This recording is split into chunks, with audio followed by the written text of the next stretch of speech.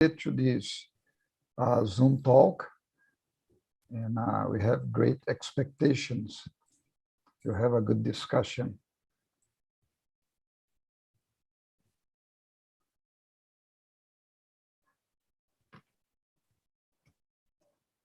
All right. Good afternoon, everyone. Welcome back to our Zoom Talks series at Porto Alegre.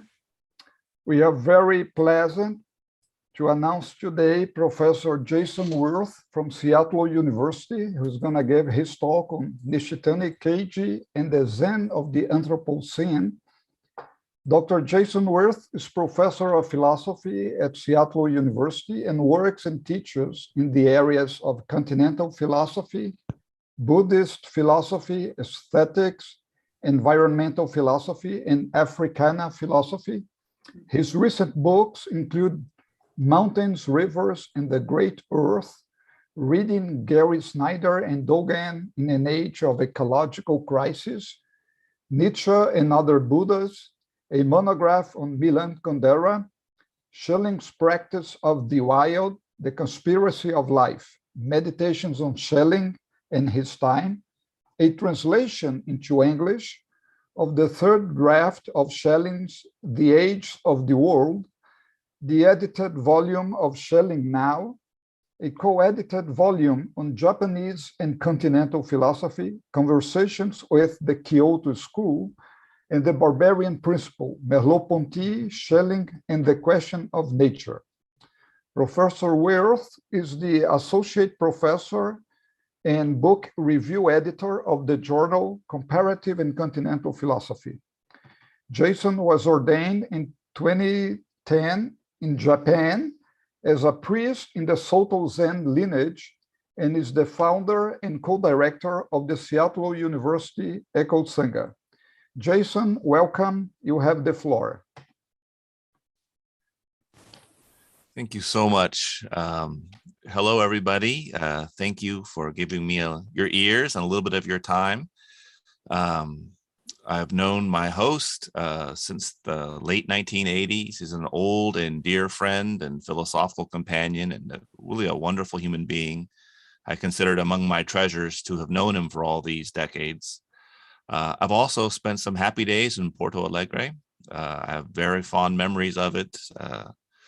I would love to go back someday. So I call out also. It's a really happy community down there. I'm going to share my screen. I apologize in advance for giving this in English. If my Portuguese were up to it, which it is so far from it would be an absolute catastrophe, I would try, but that would be more confusing than forcing you to listen to this in my language. So to try to make a little bridge, I'm going to share my screen, and so you can just follow along with my paper. So I think that might help a little bit, I think. So, and if anything becomes really confusing, just feel free to interrupt me and ask for clarification. I'd be happy to do that. To all but the willfully obtuse and haplessly benighted, which is a lot of people, unfortunately, it is abundantly evident that the Earth's ecologies are in multiple crises. One habituated response is to extend the realm of the political to include the natural world, as, say, for example, has been done in the impressive and perhaps even revolutionary new constitution in Ecuador. However, ascribing rights to the land or making a symbolic treaty with it, while being an improvement over the woeful status quo, rely on philosophical assumptions about the constitution of the political that have presided over, if not precipitated, the very crises that they are called upon to resolve. It was a little bit like asking the alcoholics to write Alcoholics Anonymous manual while drinking. Or indigenous peoples all over the world, working with the governments that have perpetrated the crimes to try to resolve the legacy. It's that kind of arrangement. This can be seen, for example, in the so-called state of nature as it appears in contract theory. Given that the latter is posited as a justification for the current economic and political status, nature is retroactively constituted as what we would have been had we not been who we are. So you don't meet in the state of nature and say, what government do we want? You have the government you have, and you say, without it, what would nature be like? The current political regime is justified as overcoming what it constructs as its overcome past. The establishment of the political creates the natural in arrears, whether it be our lupine, nasty, short, and brutish lives, Hobbes, or our primitive, magical, childlike, pre-civilized, pre-rational minds, Rousseau. And even if we lament current political and economic orders as a failure, we retroactively imagine nature as a magical and sagacious place from which we have fallen. The romantic yearning for nature yearns for what it imagines as otherwise than what it has. A philosopher like Charles Mills, he died this year, may he rest in power, is particularly effective in the racial contract in laying bare the power dynamics of civilized white supremacy and its concomitant antipode, natural non-white bodies. The signatories of the contract, white settlers and imperialists, are sole negotiators of the contract, and as such, construct themselves as the sole beneficiaries. The racial contract is an agreement among white people that whiteness is the master identifier of civilization and progress, giving rise by justifying notorious but brutally effective policies like the Christian doctrine of discovery.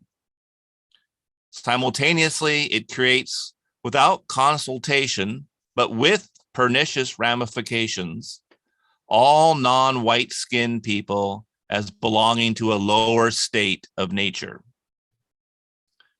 The latter is no longer the default state of all humans, but rather the mire of the subhumans, what Mills calls, and I quote, the permanently pre-political state, or perhaps better, non-political state. One might remember that when Europeans came to what was for them the New World, they did not find or discover ancient civilizational cultures that had learned how to adapt to the ecologies that sustained them. They found rather what they denigrated as the naturals. Mills consequently argues that the establishment of society thus implies the denial that a society already existed. The creation of society requires the intervention of white men who are thereby positioned as already social political beings. The white man's burden, et cetera, et cetera. As a heuristic, variations of this kind of contract abound. Gender contracts, wealth contracts, heteronormative contracts. One could also include a kind of overall civilizational contract in which civilization improves what it retroactively constitutes as an original state of nature. From all these examples, and there are many other complementary philosophical assumptions that we could have cited, we see that nature appears as a political idea. In my country, we see subtle forms of this self-understanding at work. The premium grade of protection that we grant natural areas is to designate them as, quote, protected wilderness in accordance with the 1964 Wilderness Act.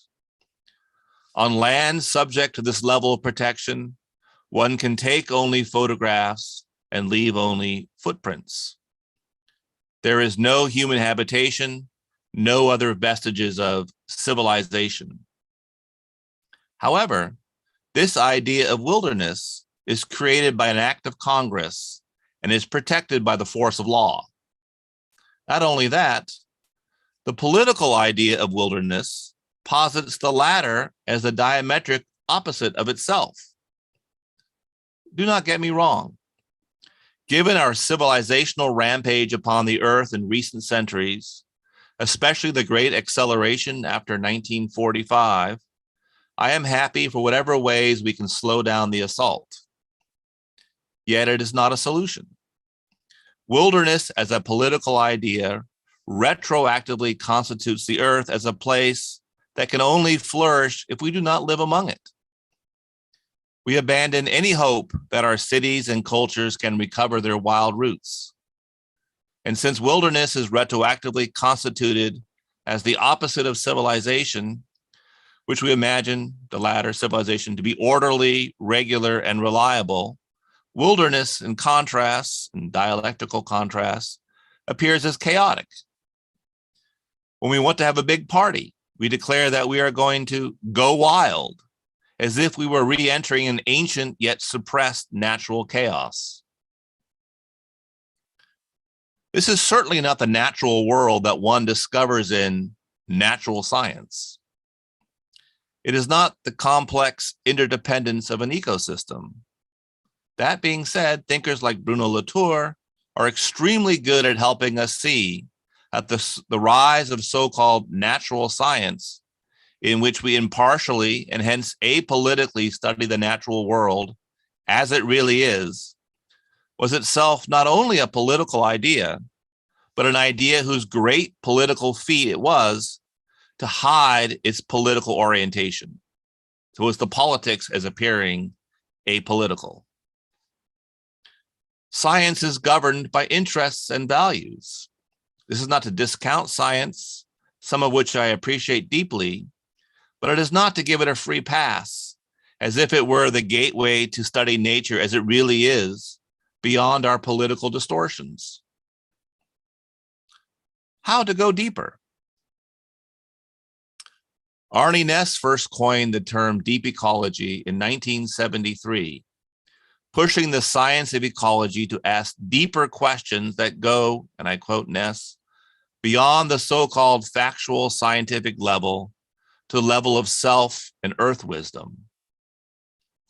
Apropos of our present context, Næss gave a critical example of this, and I quote Næss, ecology as a science does not ask what kind of a society would be the best for maintaining a particular ecosystem.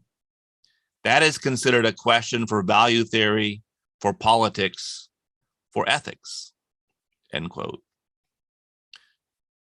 How do we think of the natural and the wild? How do we think them such that they do not serve already prevailing political and economic systems, but rather give rise to wise and sustainable systems? Given that Earth systems, which we imagine to be a manipulable and largely docile background to the great human dramas of politics and economics, are foregrounding themselves in such a way that they are breaching the terms of the civilizational contract, just some kind of wild, chaotic background that we have suppressed and repressed with civilization. Well, climate change, the Anthropocene, is the Earth showing us the limits of that delusion. It is becoming more and more obvious that our dominant political and economic models are spatially alienated, likely ruinously so. We're starting to see the extraordinary disconnection between how we think and act politically and economically and what is possible in the long term in the ecosystems that make our lives possible. This is the Anthropocene. How to confront this alienation? So, I mean, I would want to say right now, it's a very important issue for thought to rethink alienation, not simply as temporal alienation, as Marx taught us to think. That's very important in the global economic crisis. But the ecological crisis is not a temporal form of alienation, it's spatial alienation. It's the political and economic disconnect from the Earth. The Earth only appears retroactively within the lens that our politics and economics already provide And it only appears to substantiate what it already assumes is true about it. So this is the question that frames my comments here about the great Kyoto school, Nishitani Keiji. This is the angle in which I want to open the question.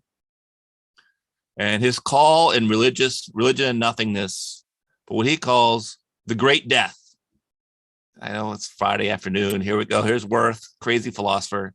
He's going to make a pitch for the great death as our only hope. The great death is a Zen term in which, and I quote Nishitani, heaven and earth become anew. So it's the radical deconstruction of an entire paradigm or series of interrelated paradigms. In the great death for Zen, our doubts are pushed to the edge. What am I? Why do I exist? Until they become so great that the shell of the tiny ego breaks apart and the seed of the all-encompassing great doubt manifests. It is the moment at which self is at the same time the nothingness of the self, the moment that the locus or basho of nothingness, where conversion beyond the great doubt takes place.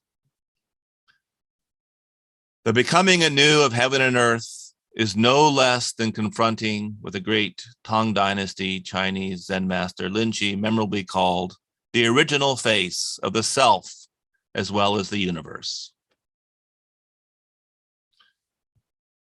Second of 3 sections. Traveling through the mountains to get to the birthplace for the funeral of her former teacher, Nishitani, Hanaoka Sensei recalled the following.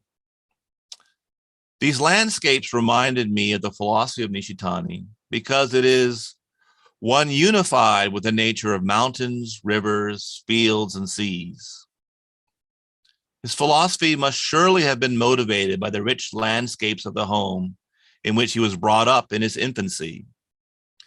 It is very natural that Nishitani particularly liked the Blue Cliff record, the theme of which is mainly the nature of places such as mountains, rivers, plants, and valleys. Seeing the beautiful, rich nature of his home, we could understand why we sometimes heard him criticize Nishida's philosophy, which does not deal with nature, but rather sees it as historical nature. Now, if you know the context of Japanese philosophical practice, for a student to criticize the teacher is almost unheard of and done very, very delicately. Nishitani wrote a beautiful book on Nishida, defended Nishida all the way to the end. And this was really the one issue in which Nishitani wants to say, yes, nature is always thought historically. That in one level is true. We learn that from thinkers like Schelling and Hegel. Hegel's especially strong on that. But there is also a price we pay if we only look at that lens. James Heisig, famous Kyoto School scholar, agrees that this is really the missing basho, missing location, missing place in all of Nishitani's thought. And I'll take this issue up first by looking at a series of very late lectures that Nishitani gave. You know, it was kind of de rigueur for the Kyoto school thinkers.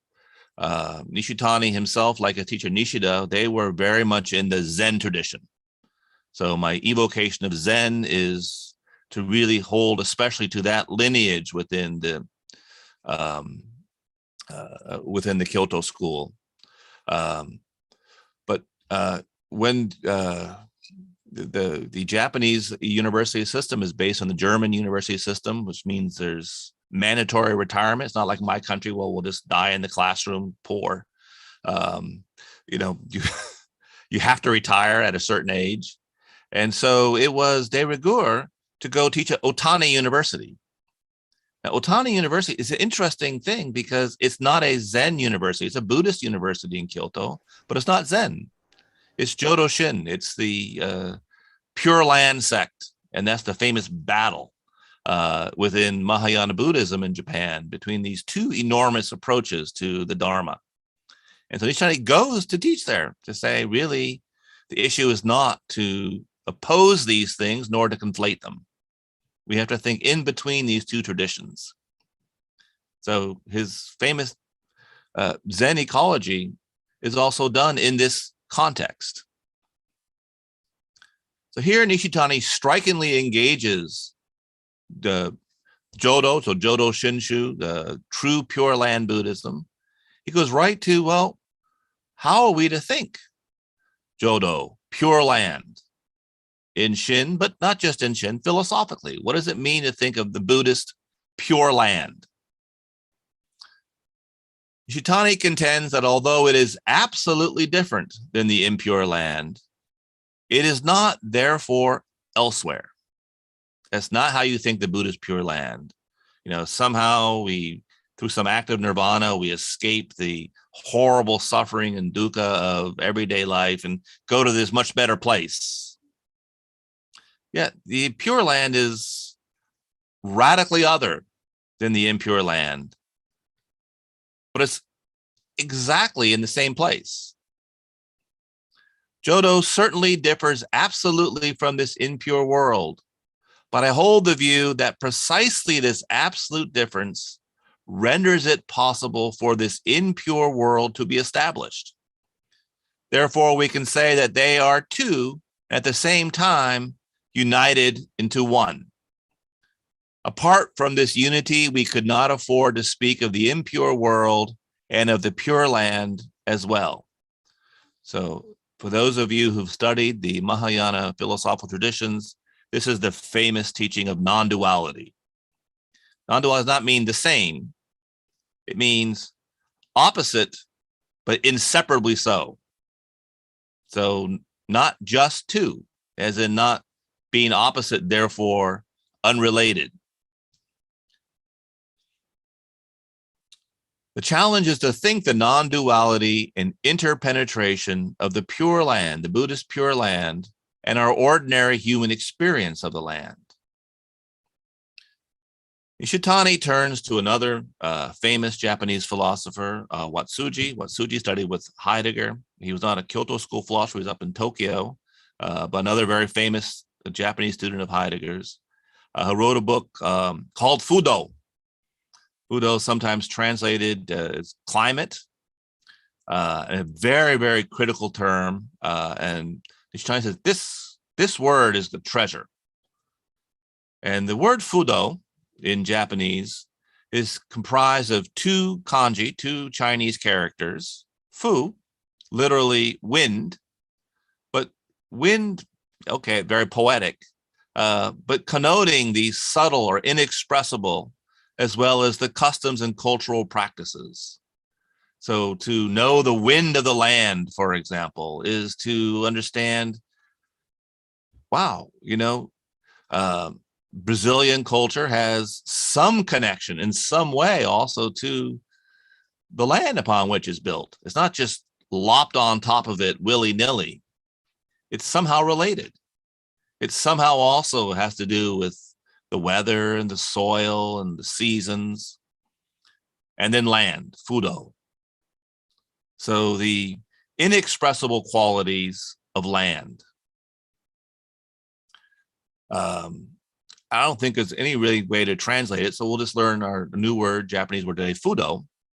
And Fudo allows Watsuji to retrieve, and this is a very big issue in Japanese philosophy, to retrieve a pre-modern or pre-scientific sense of the Taoist and Mahayana term Shizen. Shizen, the Japanese term. Shizen, what's important about that is Shizen is the word for nature. For example, in the following sentence or phrase, natural science. It's the nature that science purportedly studies. And so they take this very old word, Japanese word for nature, and it becomes, well, yes, science is going to be the way to study this. Now, remember what I said about Latour. Latour wants to say, this too is politics. This too is not a neutral position. This too is the way in which nature then appears based on the assumptions of the lens in which you're viewing it. And so Fudo is Watsuji's way to try to bring back an older sense of these two characters before they became Shizen in the sense of science. And the oldest sense is that this was the Japanese way of reading an extremely critical term for all Chinese thought, ziran, so of its own, to be like itself. And if you notice, for example, the first character in Shizen right there, it's a character for head. Spontaneity, things as they are, not as they are made, but as they are of themselves. It is attuned to the place-specific, self-occurring regimes of mutual emergence, much as we now understand them within the dynamics of bioregional ecology. How the system allows things to emerge of themselves. Fudo, as explicated through Watsuji's phenomenological and hermeneutical retrieval of it, emerges as the non-duality and reciprocal interweaving of nature and culture. And Nishitani is alert to the Dharma ecological ramification of its retrieval. So in Mahayana thinking, by the way, there's just no statement that is in itself true. It's all various skillful attempts to say something that no phrase or no word can hold or signify. And so he's going to just try to use this very skillfully to try to get us to remember something that our politics and economics make it very hard to even appreciate as a problem or a question. Nishitani grants that a culture is land-specific and that land itself is the ground of any possible culture. It is where a culture takes root, so to speak. And Nishitani, for example, attributes his love of miso soup to growing up in Japan. We can, in this respect, characterize the prevailing ecological crisis as an implacably globalizing crisis of spatial alienation, of an increasingly uprooted and unrooted relationship to land. We've become unmoored. We're living as if we're birds that never need to land on a tree. We take the land for granted. We endeavor through technology to bring it under our beck and call and make it ours. That is, take it as a given without serious consideration of the giving itself. We experience it first and foremost as for us. Our technology attempts to usurp and neutralize place, reducing it to a global commodity. Nishitani is presciently aware that a contemporary Buddha Dharma or spiritual awakening of any kind requires an awakening to the generosity of land. Indeed, an awakening to the inseparable relationship of human and non-human cultures to their land. Again, I'm not saying that land explains culture.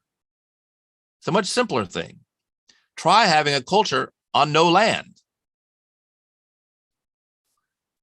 The impurity of all culture, including the technological, political, and ecological madness of the day, is a relationship to its groundless ground. It's a relationship to the pure land itself. Nishitani therefore carefully disambiguates the world of history from the land of nature. Even though the two are inseparable, they cannot be conflated. I mean, history is always that which happens somewhere.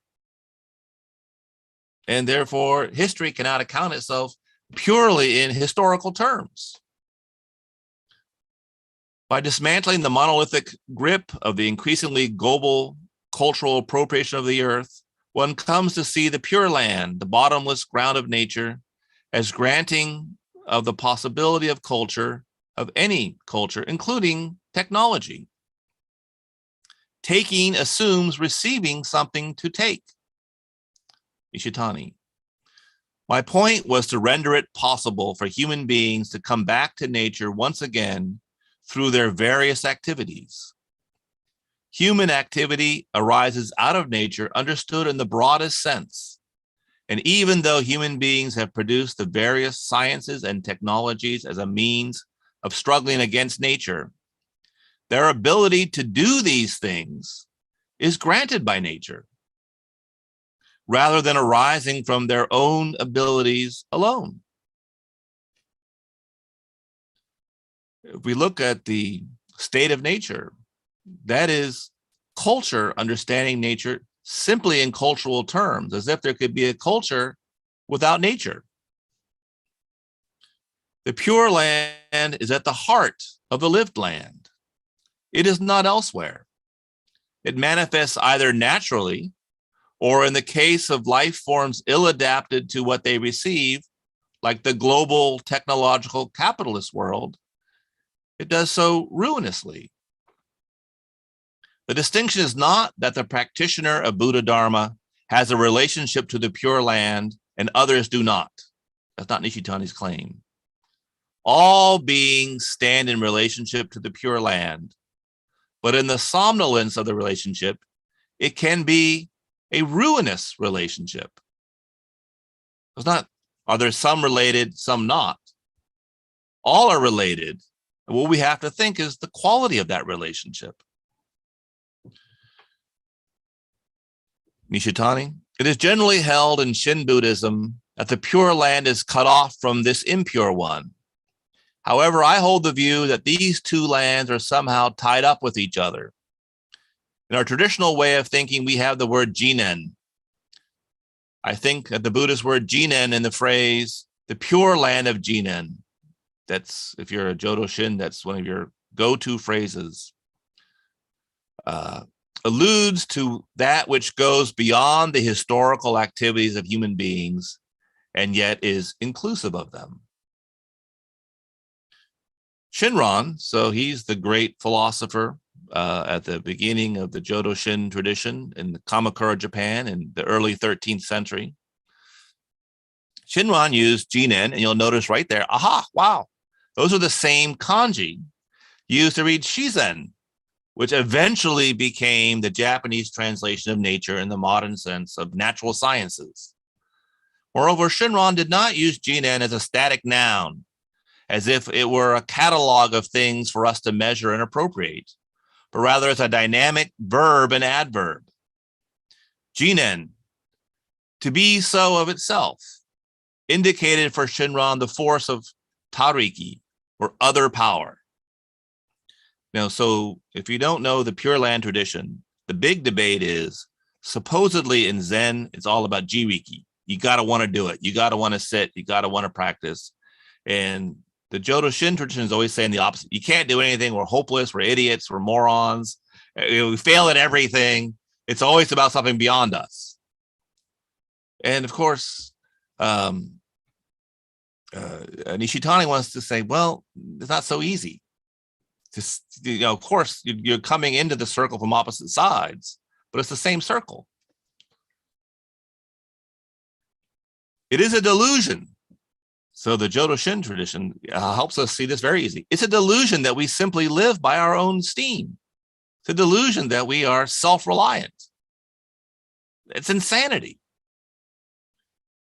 We act as if, the ecological problems we're having right now are just engineering problems, or Elon Musk can take us to live on Mars. This is insane. I mean, this is the disease.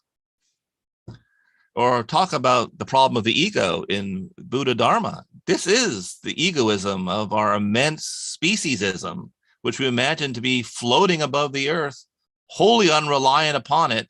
And we can just imagine whatever it is according to our political and economic agenda. Jiriki, or self-power directed administration of all the lands of the great earth, is perniciously delusory. The earth, through its many lands, not only endows us with cultures that reflect their places and the bottomless conditions of their emergence, but they also offer us life. Nishitani, if we advance to the ground of our living, The view must be maintained that we are living while being allowed to do so. This is the great force of the Jodo Shinshu, other power. The Buddha's other power is already the land itself. This brings gods and Buddhas into view, but Nishitani insists that they must be considered always in connection with the land. Nishitani used the example of grass and trees to bring this interconnection more clearly into view. Grass does not grow in the air any more than we live in the air. These are all ecologically specific, land-originating shared cultures. The tree is not the land. That's true. But it is also inseparable from it. Culture is not the land, but it's also inseparable from it. Nishitani, there is a borderline and yet at the same time interconnection. The basic form plays a role as a kind of membrane. A membrane both lets something in and shuts something out. So the thought is the membrane between the impure land, not just the world of history and civilization, but the surface of the earth and the pure land, the earth's capacity to enable and allow what is on its surface. The grass is given its life, which is the possibility of it accepting its life. To live is an elemental expression of other power, of the pure land. Nishitani again.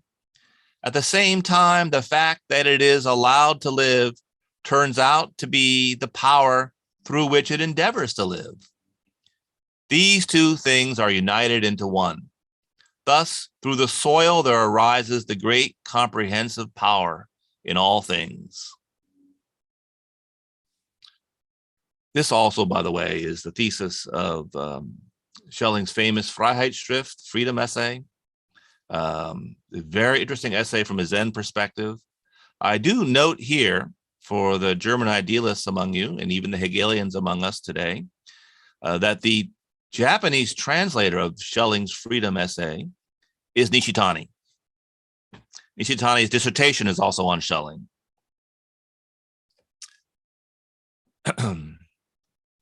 Heaven is at our feet. We walk upon the pure land, although we do not see it, and thus we profane it. This is not to reject the impure land for the impossible fantasy of living solely in the pure land.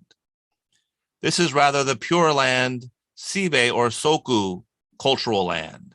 So this pivot, it's a very famous particle in Chinese and Japanese.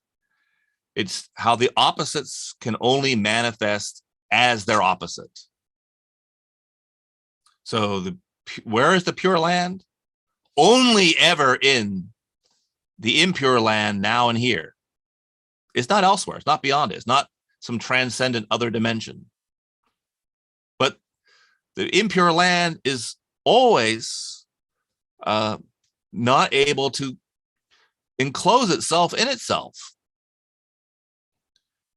If the pure land were ever to manifest as human culture, this would not only be a totalitarian political nightmare, it would be to profane the pure land. It would be more history, more culture, another theory, more metaphysics.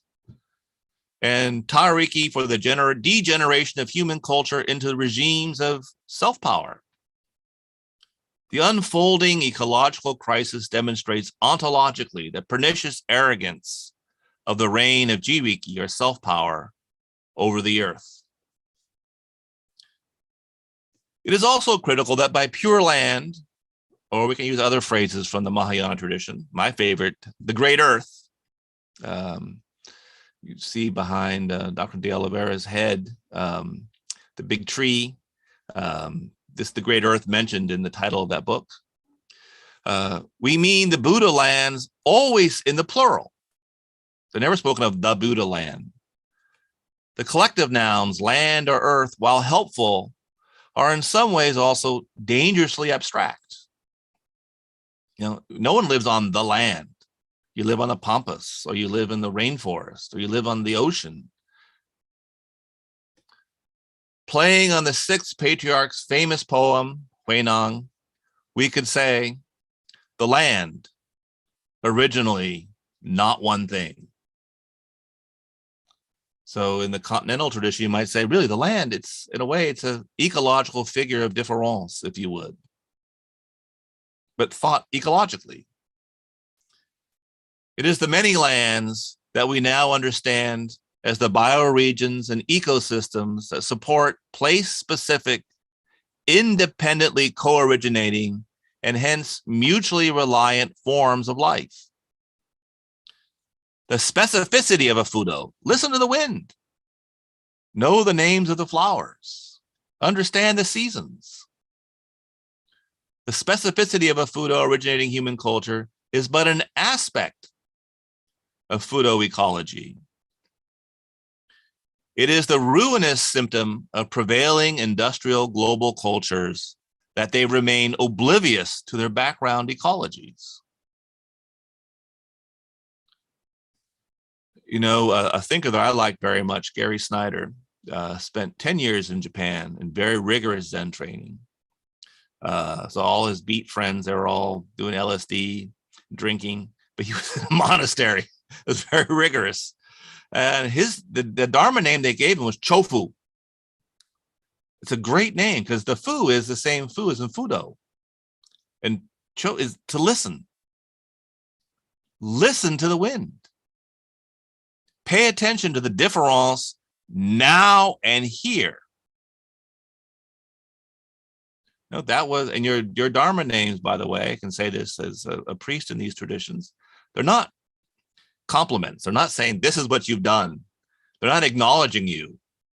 They're giving you your assignment. Listen to the wind. Climate change and the ecological crisis more broadly, pollution, overpopulation. I mean, if climate change, we always say it all the time as if it's the problem, but really, there's so many different ways in which this story is going to end badly.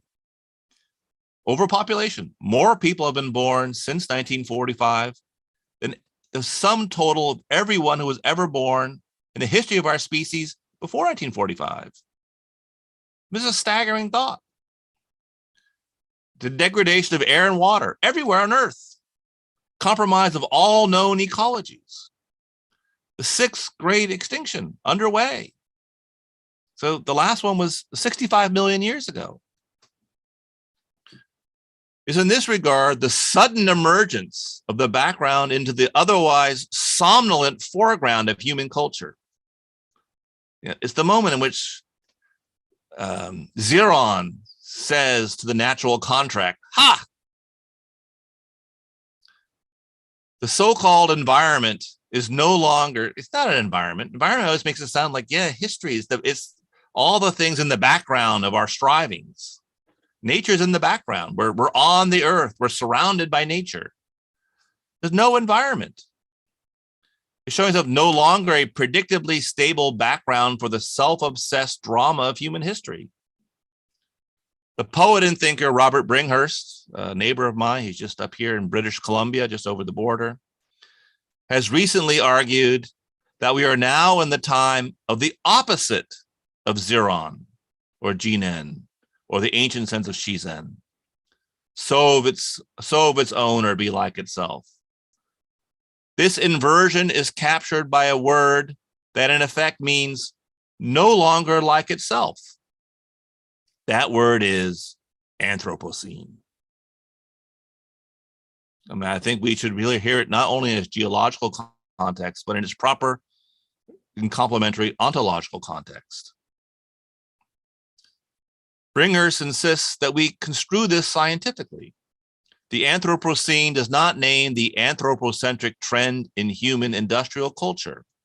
It's a geological event, a momentary, though possibly momentous blip in the Earth's biography.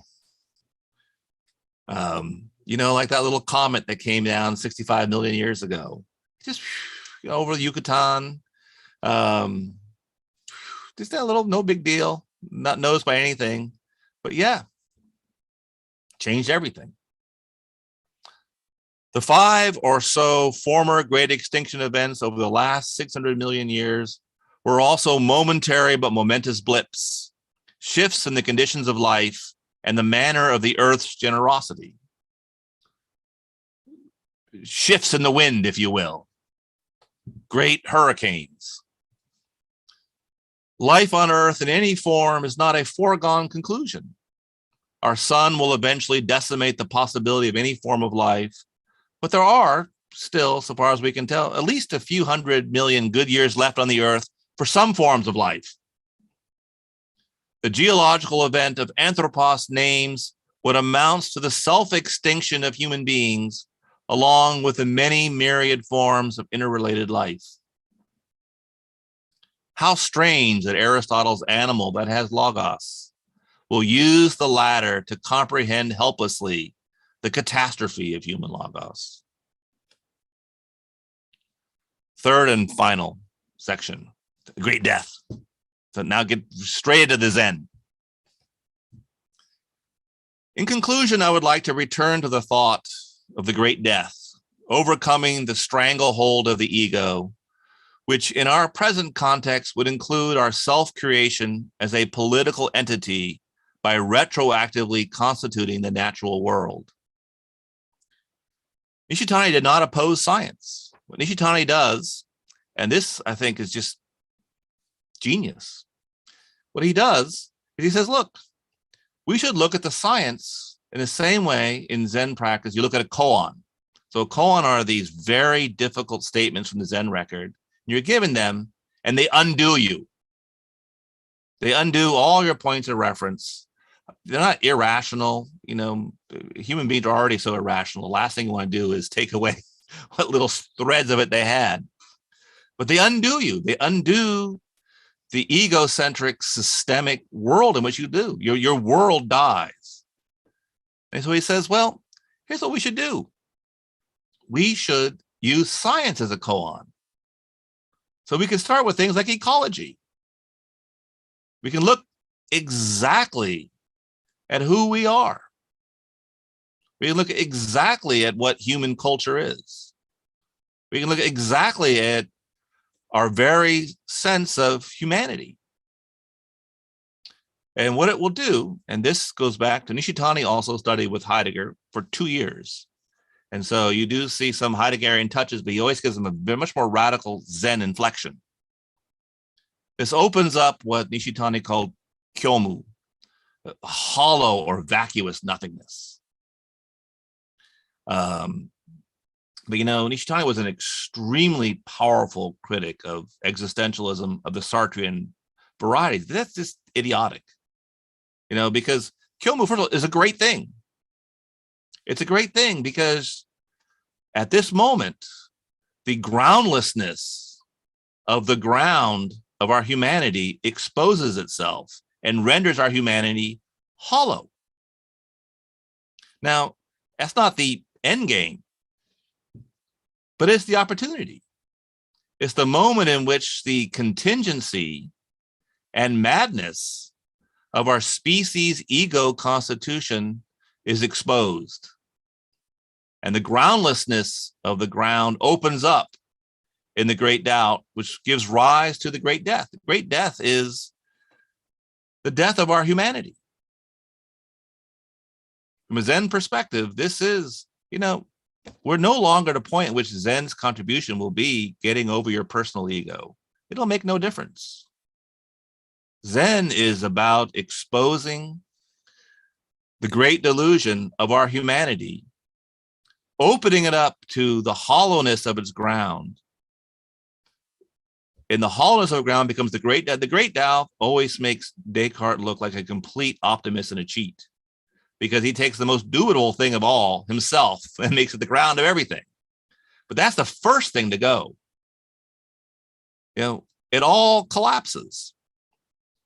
But as it collapses, you know, there's a very famous Zen phrase: you do not see the moon. There is no awakening until the house burns down. It's the burning down of the house, figuratively, spiritually, but also, I would simply say, also literally. Science can burn down our house. Science is a very spiritual thing, not because it posits a anti-scientific spiritual dimension. No, science simply as science is something for us to reflect upon, gather up into a ball, and let it undo us, and awaken to the Buddha lands, which is simply to listen to the wind. This we call the existentialization of science. Great death gives rise to heaven and earth are born anew. The thought of nature returns beyond our economic and political constructions, which occasions the great death of even the ecstatic self. So this is how he pushes someone like Heidegger. Heidegger is still too Dasein-centric. You know, he's still holding on to that. Keep pushing. Let the undoing and deconstruction be more complete as it is in the great doubt and the great death. Only in the great death does the thought of nature emerge as the groundless ground of our impure world. So the self-forming field of emptiness emerges as an ontological event, one in which the facts of science speak to the core of our being.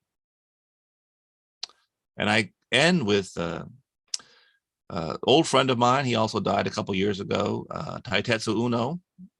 He was a 16th generation Jōdōshin priest who came from Japan to my country.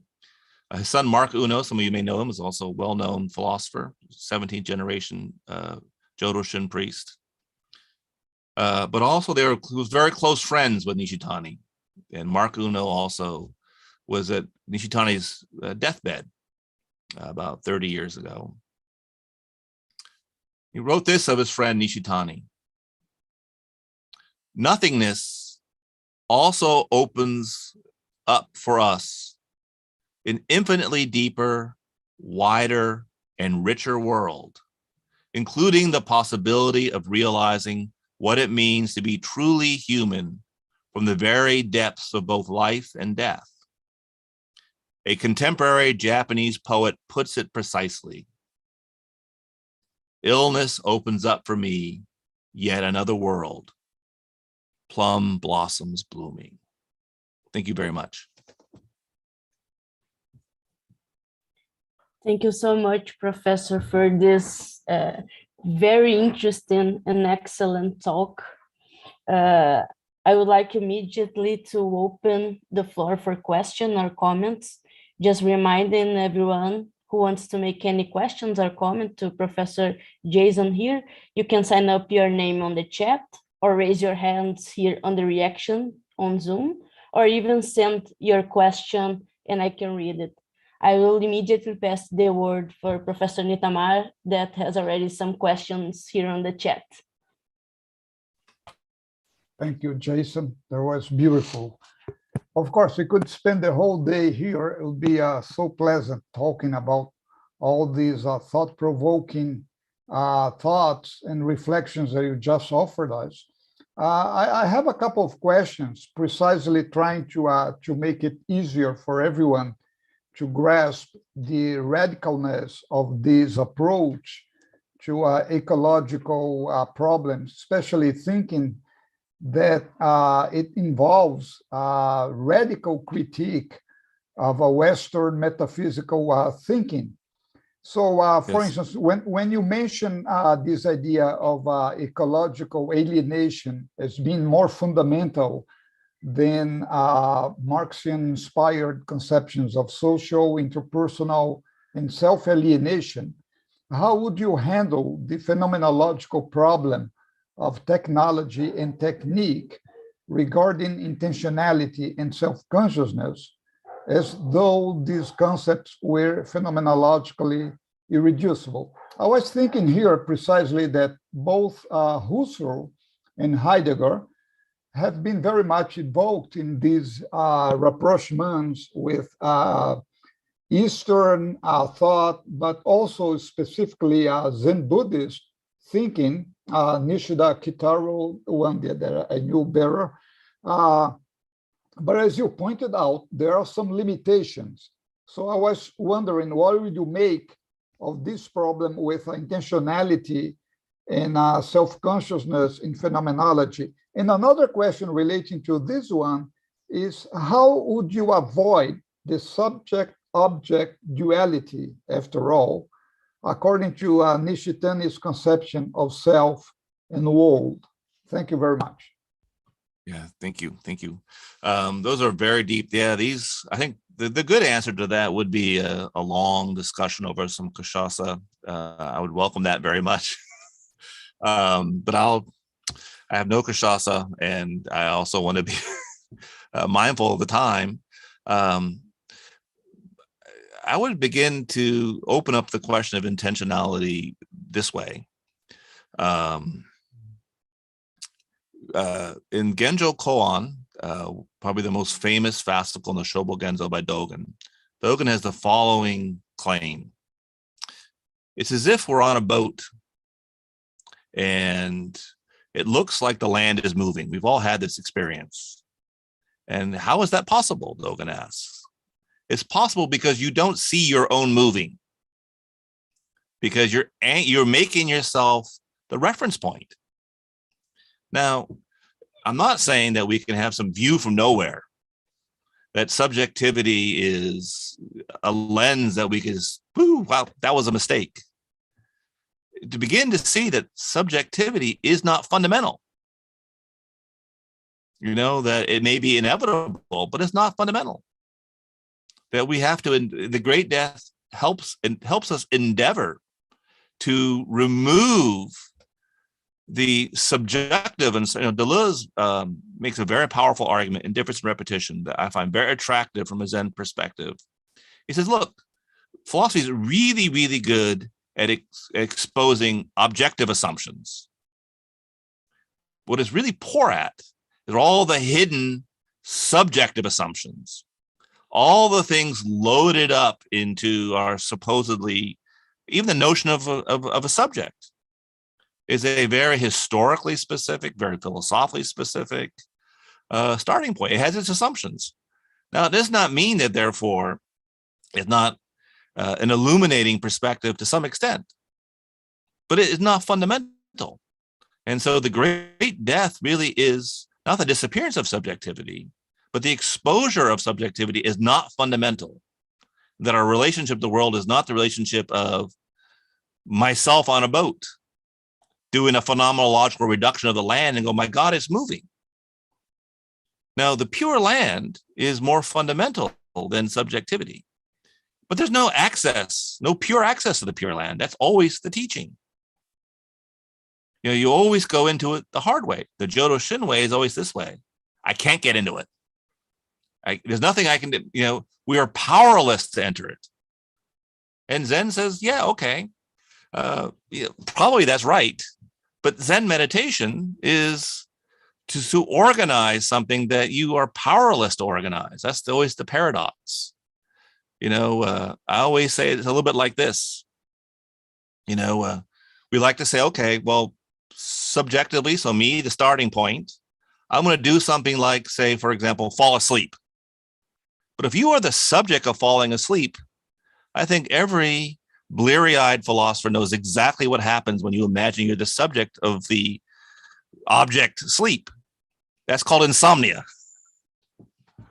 You know, you can't sleep. It's impossible. Sleep is beyond us, and it's invisible, and you can't call it forth.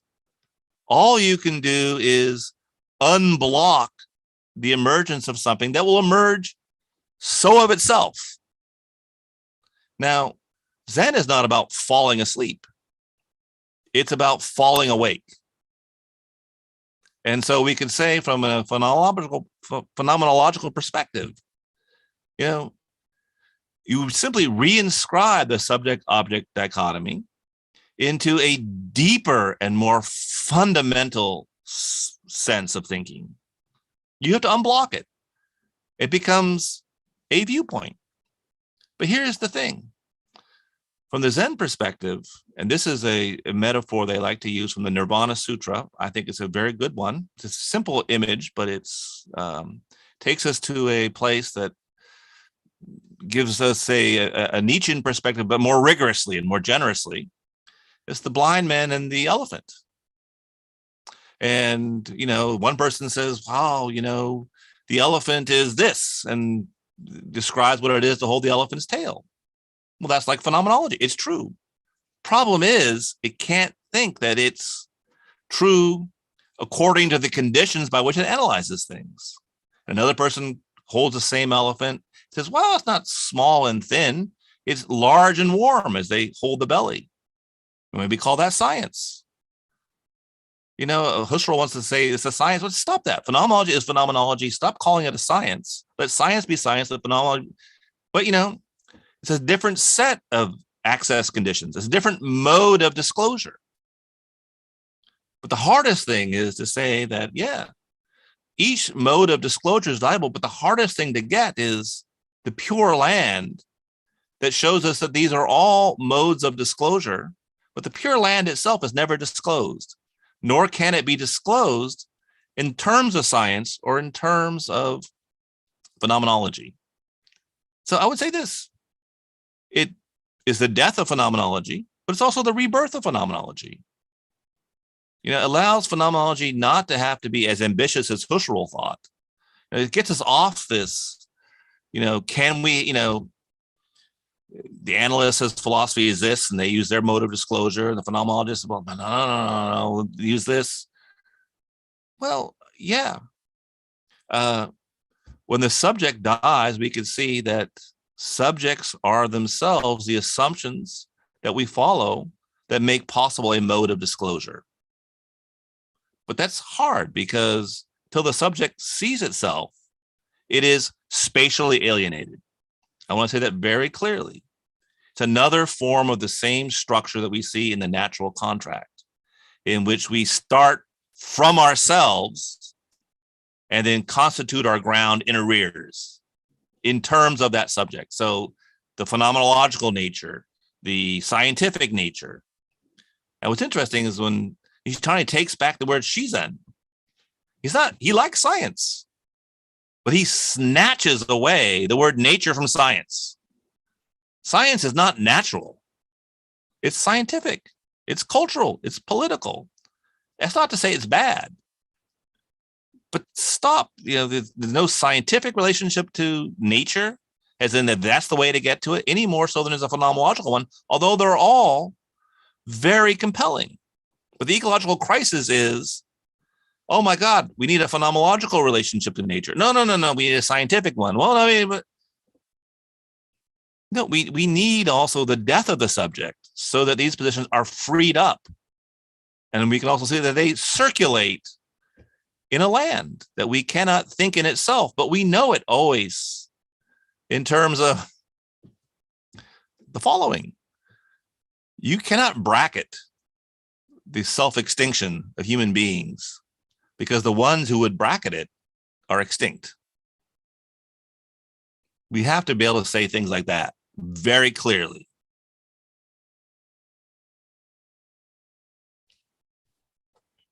Thank you so much for your answer, Professor Jason. We have here another question on the chat. Nuno Castanheira, our colleague, asked me to read it, so you can follow. Yes. So he asked, Hannah Arendt speaks of dual alienation from the earth and from the world. Phenomenologically speaking, as the alienation from the land, the inability to make the earth and the world our home, her answer is a kind of political ontology. I was wondering if you could tell us a bit more regarding that comes after the event. That is, what is the human role in relation to the earth? What is the human responsibility in regards to it? Yes. First of all, I want a huge bow. First of all, my second super excellent question. So were I only get these two questions, my day would be made because these are both awesome questions. Hannah Arendt is very dear to my heart. I think she is very relevant to this discussion. 1,000 ways we can go in. So I'll just pick one. It's a down payment on a longer conversation, but at least I hope it opens up the extreme relevance of Hannah Arendt for this discussion.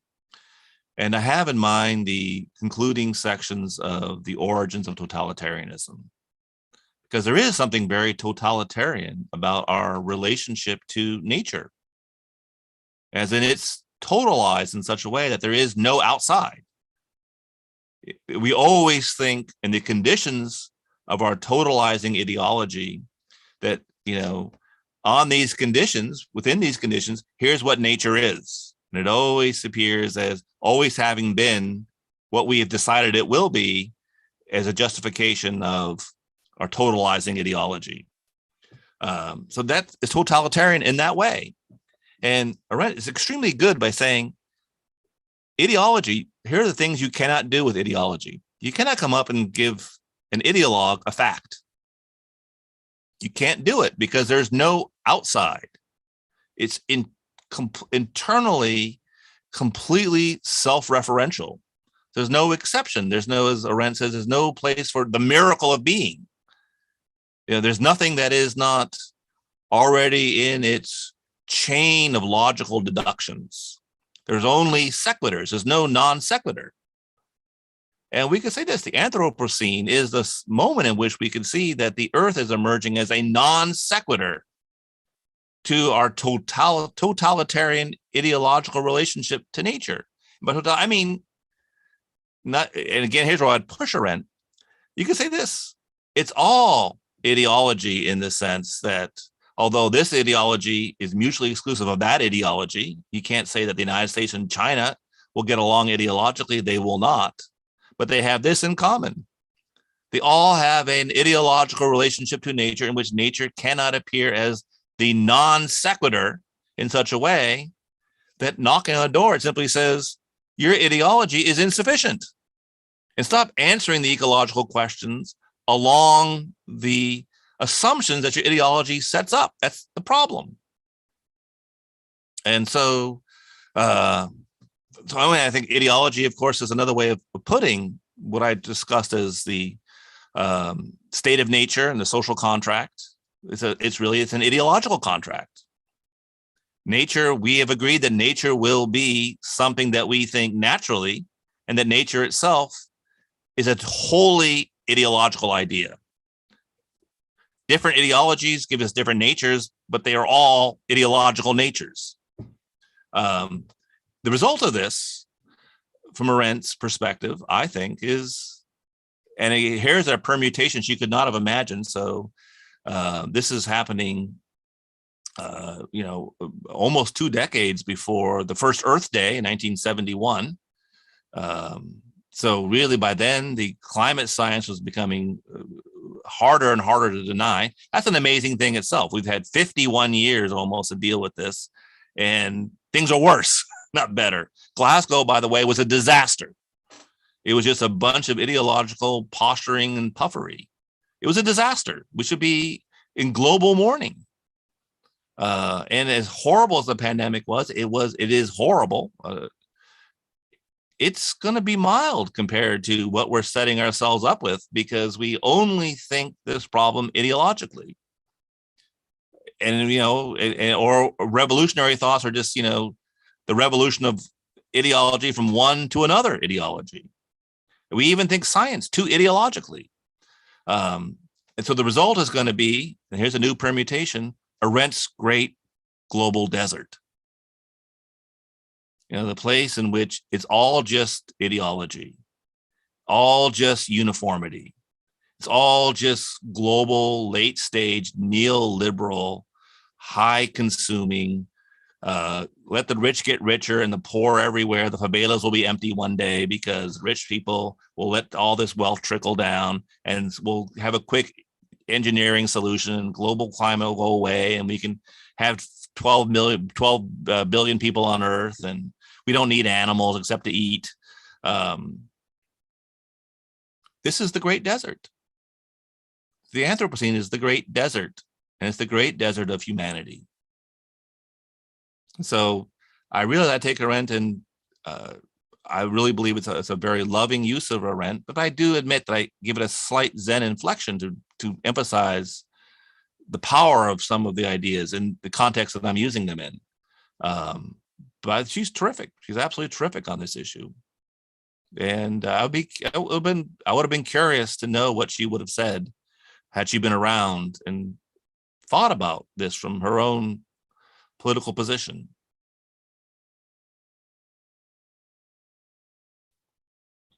Thank you so much, Professor.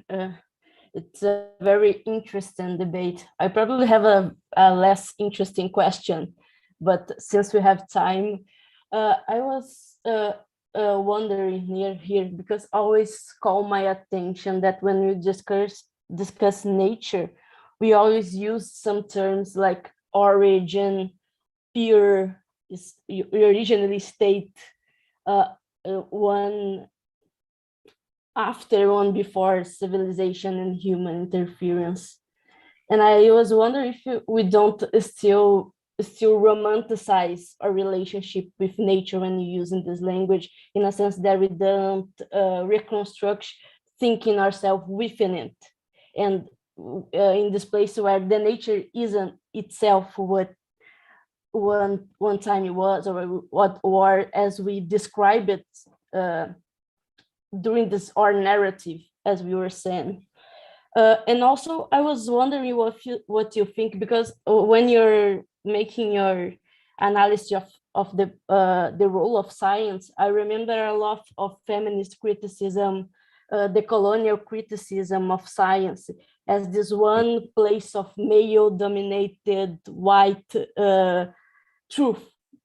I was wondering if you consider this other epistemologies, I will call it here, other kind of constructing our knowledge and our relationship with other humans and with nature itself could be a good answer for our to rethink what science is, or to a way to go to change this scenario of imminent crisis, ecological crisis that we live in.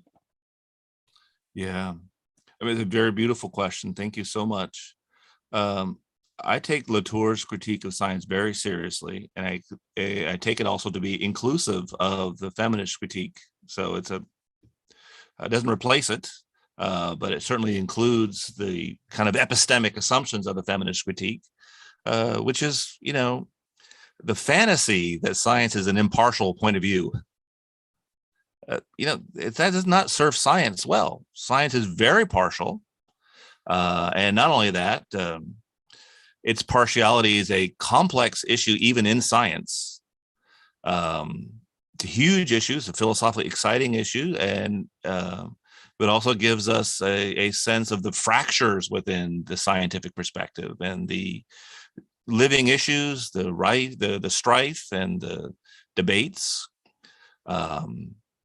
I think, for example, there can be a feminist science, but I think the deeper issue is, in addition to the subjective assumptions hidden into the scientific point of view, so in addition to the politics of impartiality, which have allowed all sorts of things, and, the love of calling anything scientific always has a chance to say, well, we have to do it. It's like it's a force of nature, This is how the Nazis spoke, right? This is how Stalin spoke. It was science, the Arendt's, murderous alphabet. It's just the science of the issue. I wish it weren't the case. And social Darwinism, white supremacy, all these things, they're easy to see, have all been brought into science, and all the pseudoscience of National Socialism and the whites. But we all know the story. So it's a very important issue to clarify and deep. And it's in the interest of science that we do that, because I think science is valuable. I think it's ontologically valuable. I think it's spiritually valuable. What I like about science is parts of it are not telling us what we want to hear. Now, does not mean that we'll be able to hear it. Mostly what ideology does is, I live in the United States, we put a person on the moon, and now we have a culture in which we think that all scientists are charlatans. They're all trying to game the system and get grants. That's why they're doing the global warming, and the pandemic's really the scamdemic, and it's just a chance for scientists to get rich. So to me, this is what we can do. And so I think science can be a very powerful weapon against ideology, but it's ideology is a formidable opponent. That being said, the question of nature, science can be part, but I think we have to just decouple the problem of nature from science entirely. Because really, first of all, we imagine that nature is something to study. And the Buddhist insight is there is no nature in itself. There's no surplus that's called nature behind natural things. There's no pure land in some pure place hiding behind the veil of the impure land. That's not its non-duality. It is in itself wholly unthinkable, wholly unconstitutable. But it can only be thought now and here. It's how we think the now and here as no longer self-contained, no longer self-referential.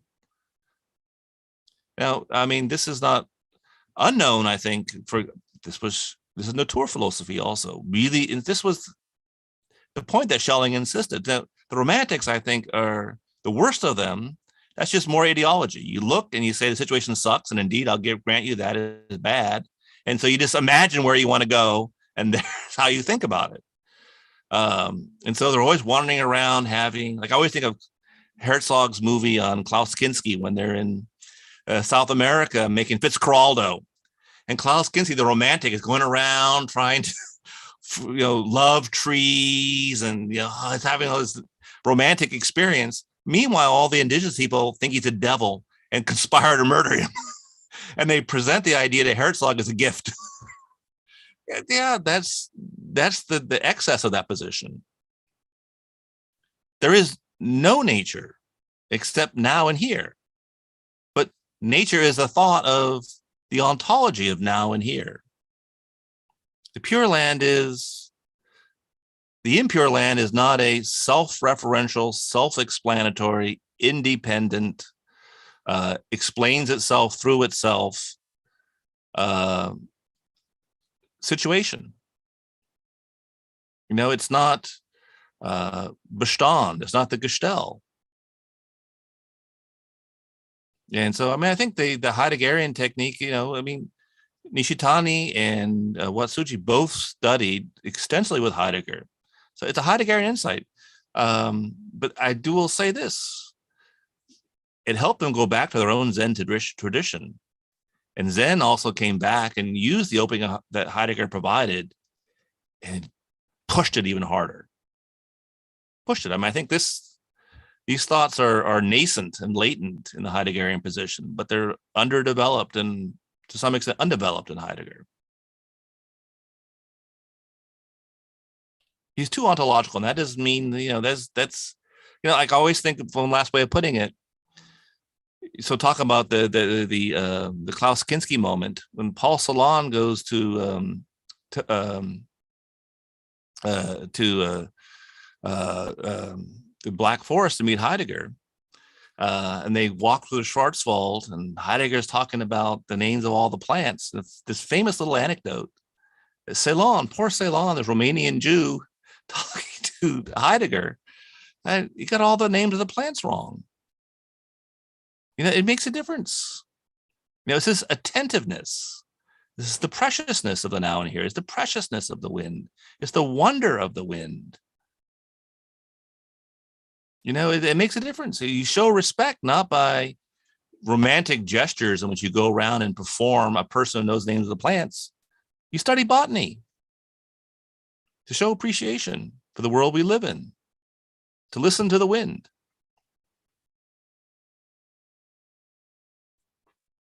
Thank you so much, Professor, for this beautiful answer and this amazing talk. We are reaching our time. I think if no one has another question, I would like once again to thank you. You're accepting our invitation. It was very good to listen and to meet you a little bit about your research. I pass the floor for Professor Nythamar to end up our session. Thank you, Jason. It was beautiful. It was terrific. We are now ready to be thinking about all these different provocative ideas and challenges you brought to us. This was really beautiful. Thank you so much. And okay, guys, we see you not this year. This was our very last meeting for the Conjunctures Zoom talks. We are very grateful to Professor Jason Wirth.